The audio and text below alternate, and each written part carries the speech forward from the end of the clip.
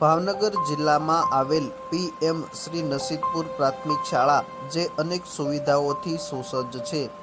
આજના સમયમાં સામાન્ય રીતે એવું માનવામાં આવે છે કે બાળકોને ઉત્તમ શિક્ષણ માત્ર પ્રાઇવેટ સ્કૂલમાં જ મળી શકે છે. મોટાભાગના માતા-પિતા પોતાના બાળકોને પ્રાઇવેટ સ્કૂલમાં ભણાવવા ઈચ્છતા હોય છે, પરંતુ છેલ્લા કેટલાય વર્ષોમાં ગુજરાત સહિત દેશભરની અનેક સરકારી શાળાઓ રહેલી છે જે પ્રાઇવેટ સ્કૂલને પણ ટક્કર આપી રહી છે. આ પીએમ શ્રી નસીબપુર પ્રાથમિક શાળા છે. વલભીપુર તાલુકાની પ્રથમ તબક્કામાં સરકારશ્રી દ્વારા પસંદ થયેલી પીએમ શ્રી સ્કૂલ છે. આપણી શાળામાં ટોટલ 326 વિદ્યાર્થીઓ અભ્યાસ કરે છે. એમાં 157 કુમાર છે અને 169 કન્યાઓ છે. એટલે કન્યા શિક્ષણનું પ્રમાણ પણ ગામનું ખૂબ સારું છે.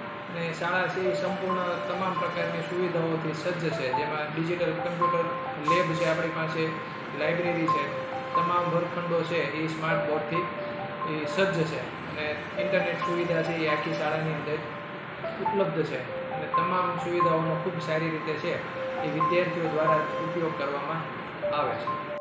સરકારી શાળાઓમાં હવે આધુનિક સુવિધાઓ ઊભી કરવામાં આવી રહી છે, જેમાં ખાસ કરીને હાલના યુગમાં smart classroom, e learning, computer lab, science lab, projector અને ઇન્ટરનેટ જેવી સુવિધાઓ ઉપલબ્ધ કરવામાં આવી છે.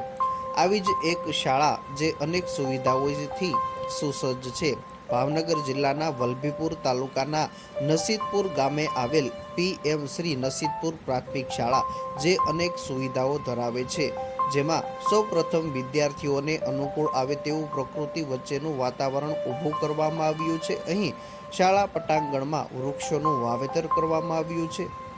આ ઉપરાંત વિદ્યાર્થીઓને શ્રેષ્ઠ શિક્ષણ આપવામાં આવે તે માટે દરેક ક્લાસરૂમમાં સ્માર્ટ બોર્ડ લગાવવામાં આવ્યા છે. આ ઉપરાંત વિદ્યાર્થીઓમાં વાંચન પ્રત્યે રુચિ ધરાવે તે માટે આધુનિક સુવિધાવાળી લાઇબ્રેરી તૈયાર કરવામાં આવી છે. કમ્પ્યુટર લેબ, સીસીટીવી કેમેરા મારફતે દરેક ક્લાસરૂમની દેખરેખ વગેરે તમામ પ્રકારની સુવિધાઓ આ શાળામાં હાલ ઉપલબ્ધ છે. આ ઉપરાંત વિદ્યાર્થીઓને પીવાના પાણીની સુંદર વ્યવસ્થા કરવામાં આવી છે. હાલ આ સ્કૂલમાં 326 જેટલા વિદ્યાર્થીઓ અભ્યાસ કરી રહ્યા છે, જેમાં 157 કુમાર અને 169 જેટલી કન્યાઓ અભ્યાસ કરી રહી છે, જેથી કહી શકાય કે અહીંયા કન્યા શિક્ષણનું પ્રમાણ પણ ખૂબ જ સારું છે. હાલ શાળાની વાત કરીએ તો શાળામાં તમામ પ્રકારની સુવિધાઓ ઉપલબ્ધ હોવાના કારણે વિદ્યાર્થીઓને અન્ય શહેરો તરફ અભ્યાસ કરવા માટે જવું નથી પડતું. તમામ પ્રકારની સુવિધાઓ અહીંયા ઉપલબ્ધ હોવાથી મોટાભાગના વિદ્યાર્થીઓ આ શાળામાં જ અભ્યાસ કરી રહ્યા છે.